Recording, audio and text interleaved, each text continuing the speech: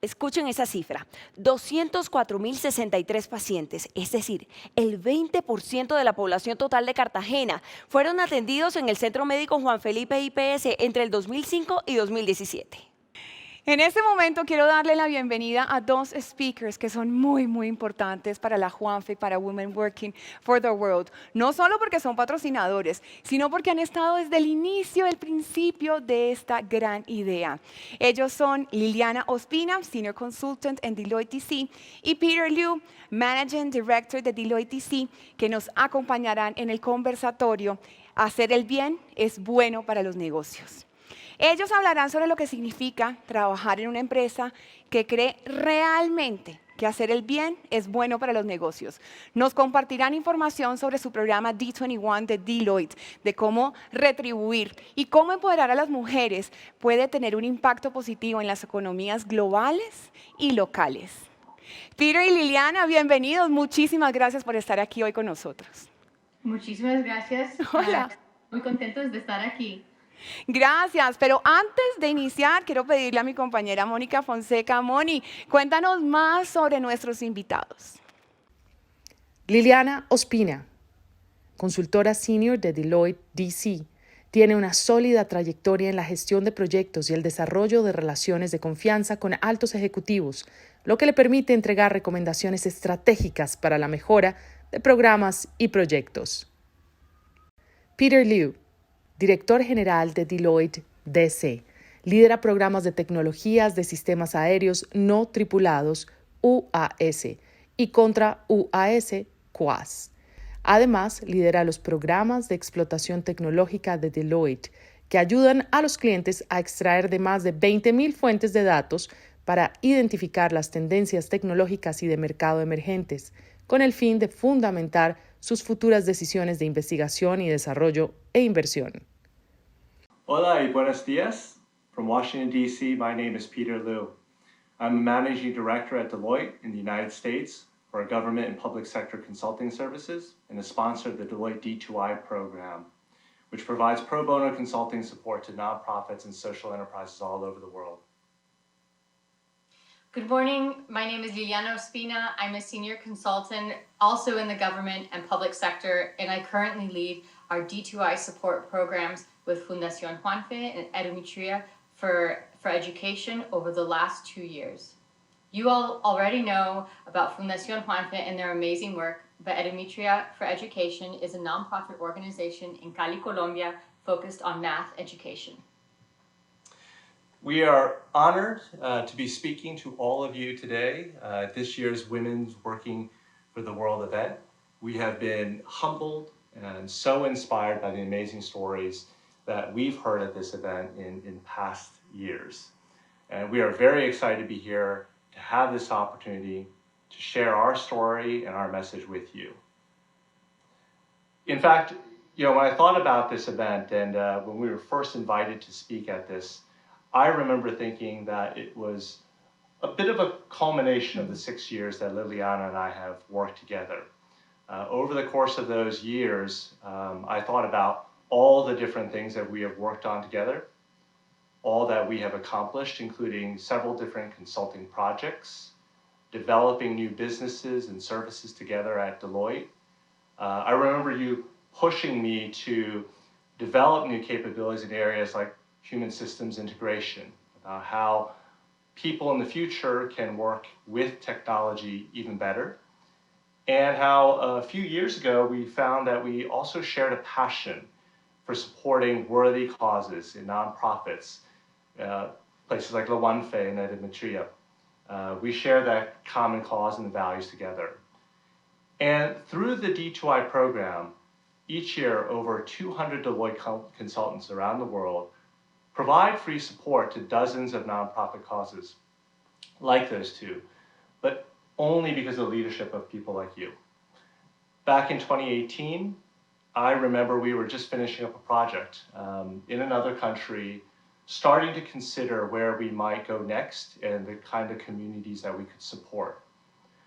I remember you bringing up the idea of supporting a nonprofit in Colombia, and at the time, I wasn't so sure that was where we wanted to go next. I had some doubts, Some of those were very practical concerns, things like our ability to handle the logistics in Colombia, a country that D2I at least had never previously done work in, and frankly, even some concerns about your ability to lead large teams overseas. There's a lot of work to be done, there's a lot of uncertainties and risks, and frankly, you did an amazing job. But at the time, I didn't fully appreciate just how passionate you were about the causes, and frankly, how persistent you can be as well. But not only did you continue to push me to support and approve the idea, which I ultimately did, but you ultimately convinced me to take on 2 nonprofits in Colombia, not just one. And since then, you've done nothing but amazing work leading those teams and improving the lives of so many girls and youth in those vulnerable communities. Through your work, and while you might be too humble to say it yourself, that accomplishment is all the more impressive when you consider your incredibly busy business schedule, the pressures of your day-to-day life at Deloitte, but also the pressures of taking care of your family. Because despite the fact that supporting these causes is something you're passionate about, it would only add to the incredibly busy and stressful life that you have. But you were determined to find a way to support these communities in need in Colombia, and you persuaded me with your passion and drive. But there is a bit of a funny story here that I think you were thinking of a very different moment in our relationship when we first were invited to speak at this event. Do you want to tell the story? Sure. And thank you so much for those kind words, Peter. You've truly enabled all of this to happen and for us to be here. But Peter's right. When we met, or when we were invited to speak here, I thought of the moment that I first met Peter and how meeting him from that day changed my career. In July 2015, when I was in my final interview with Deloitte, and you were there, and it wasn't the typical interview because I was 9 months pregnant with my second daughter, Isabella. She was due just 5 days later. It was memorable also because my husband was in the military and he was deployed, and my other daughter, Aria, was only 18 months old. We were in the process of buying a home and moving. There were so many things going on personally, and I just remember thinking to myself, I've always wanted to work at Deloitte. I really, really want this job, but I'm about to have a baby and they can see that I'm very pregnant. Will they hire me? Like, what if they don't hire me? What does that mean? I think I even made a joke at the end of the interview of the elephant in the room, and about my due date and my start date if I were to get the job. It's really a moment that stuck with me. It does, like I said, literally changed the course of my career, and I just cannot imagine how different things would be had I not met you that day, and that you looked past the pregnancy and still were willing to hire me, even though I couldn't start for another 6 weeks. So thank you.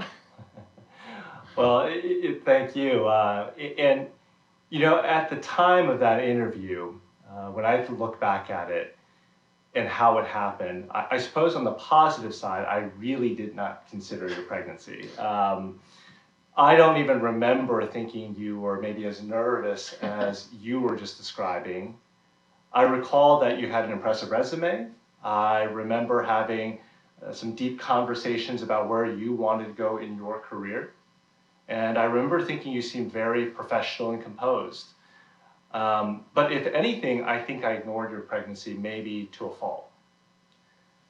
Because what I didn't fully appreciate at the time was everything you just said about how you were also raising a family while your husband was overseas on military duty, still advancing your career and still learning to become the amazing consultant that you are.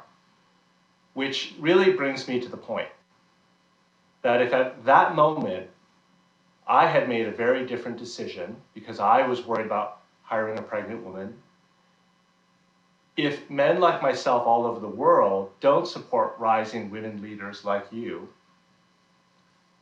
look at everything we would have missed, everything that we have been able to do and accomplish together. At Deloitte, we believe that women leaders are critical to the future of the business and our world. Our own goal is to reach global parity for women being promoted to partners and directors, the highest level in our firm. And beyond Deloitte, it's clear that the impact of women that they have on the business is enormous. In one study by the University of California, it was found that the 25 companies, the ones with the largest percentage of women executives and board members, had on average a 74% higher return on assets than the rest of the 400 companies in that study. And other studies by Deloitte and other organizations around the world are part of a growing chorus that show that supporting women and empowering those women and women leaders is great for business. But are good business metrics the only story? Is that the entirety of the story of women? One of the more interesting statistics that I found in the Deloitte study is that while the world is making slow progress in promoting more women leaders, in some areas, women leaders are actually already thriving.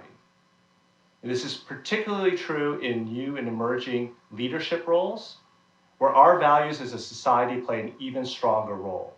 So another Deloitte study found that in the financial industry, women made up about 27% of all executive level positions. That's up by just a couple percentage points from a couple years previously. But when it comes to new executive level roles in areas such as sustainability, ethics, diversity, women are already making up well over 50% of those roles. That speaks volumes about the kind of leadership that women bring, that women not only improve the business metrics, but improve the world and our communities in the process.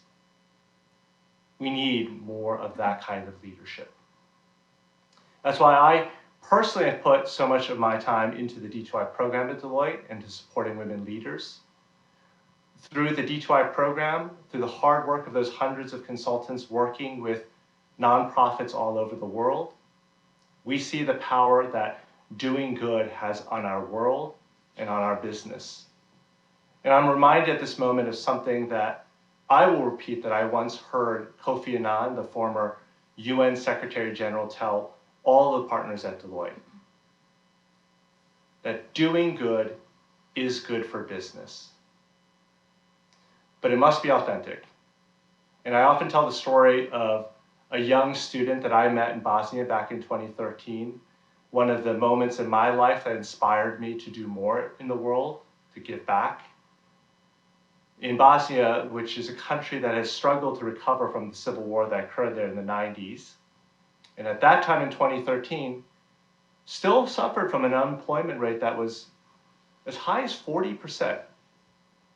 But as I worked on a program seeking to create new entrepreneurs and jobs in Bosnia, I will always remember that young woman coming to me and asking me what I would do to advise her to make sure she had a future, real hope, to have a job that just supports her hopes and dreams in life. She asked me that question while reminding me that less than 35% of the graduating class ahead of her had jobs even with their college degrees. It was heartbreaking. It's heartbreaking to hear stories like that, to see young people like her be so desperate for the basic opportunities that many of us take for granted, to make a living, to find that hope and purpose for their lives. And for me to, at that moment, honestly, not to have a good answer for her personally, given such a difficult economy. Since then, we have supported the Mosaic Foundation in Bosnia. For the past 7 years, we've continued to work with them to advance that amazing foundation and their ability to create new jobs in that country. Something I'm passionate about and the kind of programs all over the world and in Latin America that we are proud to support. And when the people in Deloitte see that the business supports worthy causes like that we give back to the world with our people, with our skills and our money, that inspires them. People work harder, they work better, when they believed in the values of the company that they work for. And other organizations in turn see us as the kind of company that they want to do business with. This is the kind of leadership that we need. We need more of that in the world, where leaders bring those types of values. And those are the values that I see in many of our women leaders today. But now I would like to go back to you, Liliana, to share some of your personal story about, why did you get into this work? What drove you to, as a young woman leader, to go into consulting and to give back to the world in the way that you do? Well, thank you, Peter, again, for the very kind words, and again, the support that you've given me over the last 6 years. We would not be here without you. But for the remaining portion of this, I'm going to switch to Spanish for the benefit of the audience. Para los que no hablan inglés, acabo de decir que estoy pero tan orgullosa de estar aquí con todos ustedes y tener la oportunidad hoy de compartir un poquito de mi historia. Mi nombre es Liliana Ospina y soy la hija de inmigrantes colombianos. Mi papá, Fabio Alejandro Ospina, nació en Bogotá en el 1938 y mi mamá, Marta Gutiérrez Ospina, en el 1945 en Tunja. Mis papás emigraron a los Estados Unidos en los años 60. Llevan más tiempo acá que allá en este momento. Pero se conocieron en Queens, New York, y que en esa época estaba lleno de colombianos. Pero desde los años 70 han vivido en las afueras de Washington, D.C. Y es ahí que yo nací, me crecí y a donde todavía vivo. Mi papá fue un ingeniero civil y mi mamá trabajó en el Banco Mundial más de 20 años, efectivamente también donde yo me crecí. Siendo la hija de inmigrantes en los Estados Unidos, quiere decir que uno se crece con dos culturas, sin ser 100% de una. Y es lo que yo llamo personalmente el espacio gris. De chiquita, cuando estaba fuera de mi casa, siempre había el sentimiento de ser como diferente o no sentirme como yo misma hasta que me mudé a Italia para estudiar y tuve un grupo de amigos latinos. Se sintió como llegar a casa y después de estar como en casa ajena después de un rato largo. Siendo la hija de inmigrantes en los Estados Unidos quiere decir que uno tiene sus pies y su corazón en dos países. Yo me crecí muy afortunada que el trabajo de mi mamá tuvimos la oportunidad de viajar a Colombia cada otro año. Si no fuera por eso, no tuviera mis raíces tan fuertes en Colombia ni mi familia colombiana. Yo pasé muchas de mis vacaciones y las navidades en Bogotá, en Cartago, conociendo el Quindío, el Valle de Cauca, Antioquia, toda la zona del eje cafetero. A veces los paseos fueron para revisar proyectos completos del Banco Mundial cuando nos pegábamos a los viajes de mi mamá. Y también en los años 80 y 90 mi mamá trabajó con Jaime Jaramillo y su fundación para ayudar a los gamines en Bogotá. Y todos de nuestros viajes incluyó por lo menos 2 o 3 de las tulas de mi papá de ropa y peluches para regalar. Cada viaje a la finca de mi tía, donde queda un pueblito, el puerto de Alejandría, que queda al fondo de la loma y al lado del río La Vieja. Hay una pobreza ahí que no se ve aquí. Y desde chiquita, esas imágenes se quedaron conmigo. Me hacía pensar en todo lo que teníamos aquí y de esos niños y niñas sin agua limpia o comida, pero más importante, las oportunidades de soñar en un trabajo afuera de ese pueblito. Y la idea de ayudar ya es como parte de mi ADN. Y cuando estaba estudiando en la universidad y más joven, yo pensé que yo también iba a trabajar para el Banco Mundial o otra organización del ONU para efectuar cambios grandes para mucha gente. Pero en el 2007 tuve la oportunidad de vivir en Sudáfrica y vi el impacto de largo plazo de segregación racial y las inequidades financieras y el impacto que eso puede tener en la población. Vi más de 1000 personas compartiendo un chorrito de agua Ver esas cosas como adulta se imprimieron en mi cerebro y me dan hoy en día la energía para trabajar para la equidad de todos y tratar de dar ayuda cuando puedo. Pero ahora, ¿por qué el enfoque en las niñas o las mujeres o en el empoderamiento de la mujer? Como latina en los Estados Unidos, tengo una desventaja por mi nombre, por mi raza. Siendo hija de inmigrantes aquí, quiere decir que uno tiene dos culturas, como ya mencioné, y uno se siente dividida en dos, orgullo de dónde viene y su idioma y la cultura, pero también tratando de asimilar con la cultura de los demás. Yo creo que cuando crecemos y podemos reflejar un poquito sobre nuestras historias personales, podemos analizar las cosas que nos ha pasado y decir, mire, eso no estaba bien, eso no fue justo.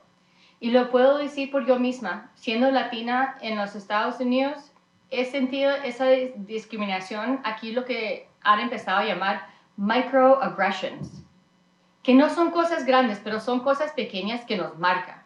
Cuando yo tenía 12 años, me dieron un premio académico por buenas calificaciones, pero solo porque era latina. Y como la expectativa es que los latinos no son inteligentes. Y algo raro que yo tenía buenas calificaciones y latina. Aparentemente no estaban listos para Diana Trujillo llevar NASA a Mars en esa época. Pero regresando al serio, he tenido que dejar amistades por el sentido de sentirme ajena en los Estados Unidos. En el 2008, antes de que Obama ganó la presidencia, tuve un grupo de amigos del bachillerato que decían que un hombre negro ni una mujer pudiera ser presidente. Pero, ¿qué es eso? Y ya estaba pasando en muchas otras partes del mundo. Tuve que dejar esa toxicidad y personas mente estrechas, porque nadie escoge como nacen, raza, género, etc. Y todos merecemos las mismas oportunidades en esta vida.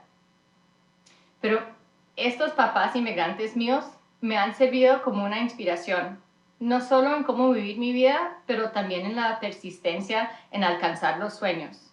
La fortaleza y la persistencia que Peter mencionó anteriormente, pero han tenido y demostrado para mí. Yo, por eso, he podido mudarme sola a 2 continentes, a Europa, África y de nuevo a los Estados Unidos, empezar mi carrera y empezarla varias veces, porque mi esposo era militar y nos trasladaban.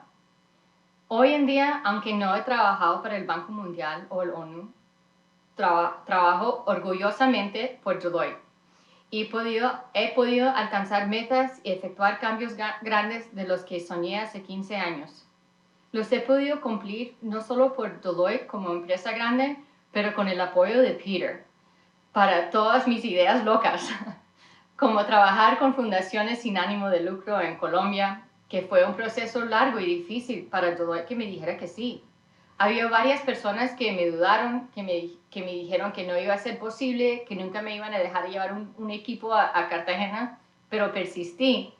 Y el trabajo con los equipos de Deloitte y la Juanfe del 2019, cuando me bajé del bus por la primera vez en la Fundación Juanfe, sentí como el alcance de una de mis metas y verdaderamente empecé a llorar porque era algo me dio tanto orgullo para levantar a otros y poder dar mi granito de arena.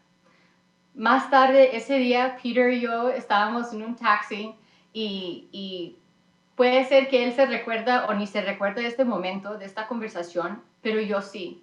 Yo le comenté a Peter que yo podía sentir el trabajo con la Fundación Juanfe me estaba cambiando la trayectoria de mi carrera. Después de más de 10 años trabajando en tecnología con el gobierno estadounidense, pero 2 años más tarde ese comentario no pudiera ser más correcto. En los últimos 2 años, yo he establecido una relación con 2 fundaciones en Colombia. He liderado más de 100 colegas para apoyar la Fundación Juanfe y Demetria en temas de estrategia. A veces pensamos somos nosotros que estamos dando a los demás, pero en mi caso me siento tan agradecida por las oportunidades y las puertas que se han abierto a través de este trabajo. No solo en liderar equipos con 2 fundaciones, pero hoy en día he construido una comunidad de colombianos en Deloitte y estoy liderando con una colega venezolana, casi colombiana, un equipo enfocado en investigando proyectos en América Latina en energía, salud, agua, temas del género y todo con el apoyo de varios socios en Deloitte. Demuestra que hay otras personas como mí, con sus pies y corazones en 2 países y que Deloitte verdaderamente cree lo que dijo Kofi Annan. Haciendo bien es bueno para los negocios y además empoderar a las mujeres en la economía global. Para mí me parece increíble o parece como surrealista que soy una persona y solo una latina en pero he podido impactar y empoderar más de 100 personas que también tienen metas de ayudar a otros.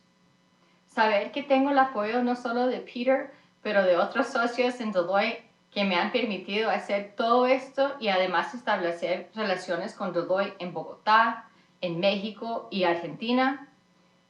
Es increíble. En este momento tenemos recursos en 2 continentes trabajando para la Juanfe Edimetría. Es algo que todavía me siento muy orgullosa de decir. Pero como todos ya sabemos, el año 2020 fue un año muy difícil para todo el mundo. Y aunque fueron afectados en una manera u otra, afectó a la mujer desproporcionadamente. También sirvió para validar la necesidad para fundaciones como la Juanfe enfocadas en empoderamiento económico de las mujeres y creando oportunidades laborales. En los Estados Unidos, el año 2020 vio una revolución racial, una elección presidencial que nunca se imaginaba en este país.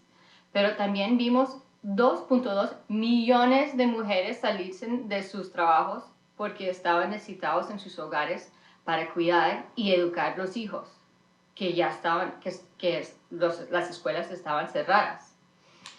La revolución para los derechos de la mujer se ha atrasado por eso por décadas, pero trabajar para una compañía como Deloitte, que no solo apoya a las mujeres, pero también hacen y completan las promesas.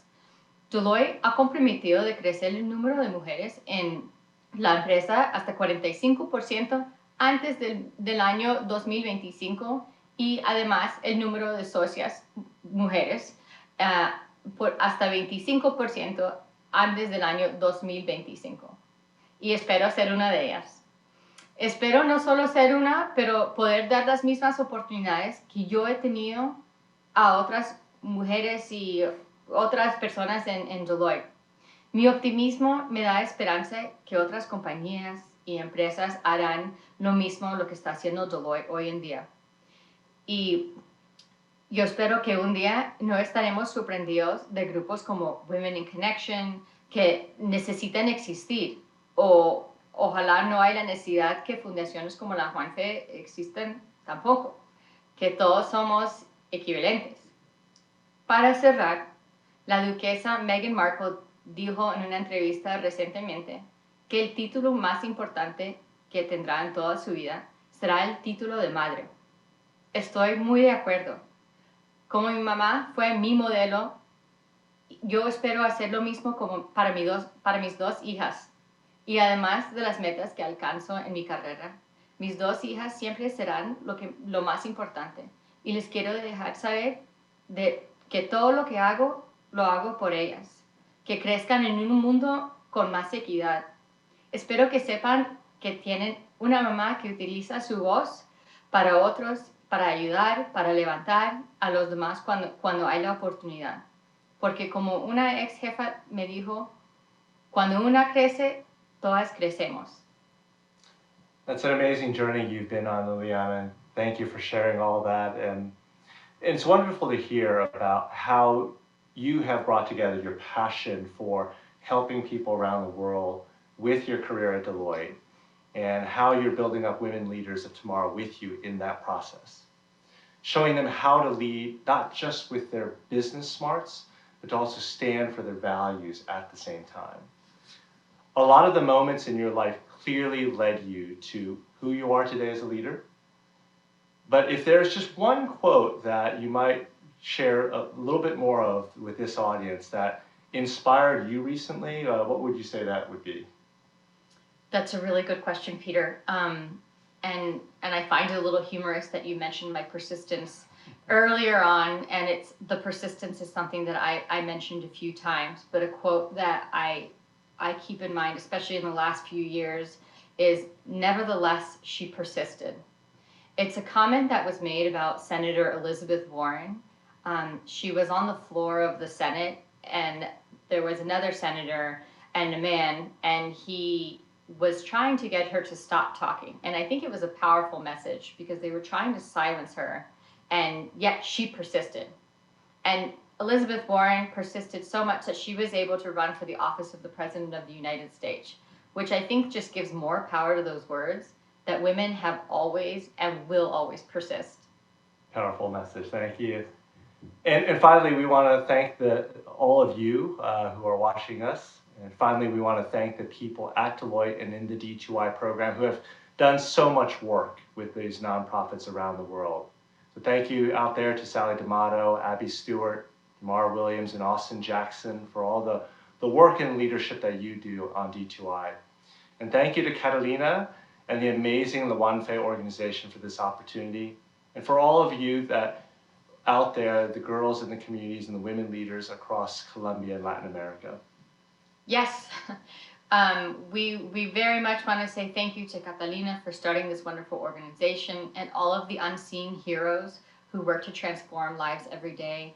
It has been an incredible pleasure and an honor to work with Rosana, Lilian, Cami, and so many others within the organization. I also want to thank the Deloitte women who've stood beside me throughout the last 2 years: Gabriela Esmeral, Alexa Pereda, Alexandra Soto, Alicia Aziz, Devin Pesor, Ashley Smith, Megan Reichert, and last but not least, Alexandra Winkler, who has been with me for almost 2 years on every crazy idea. It is truly an honor to work with such amazing women and to give mi granito de arena y parte de mi corazón a la patria de mis papás. In closing, thank you everyone, and to all the women leader out there, believe in yourself, bring the best of your values to this world, and to the men out there, let's join together with them to make our companies and our world a better place. Thank you all.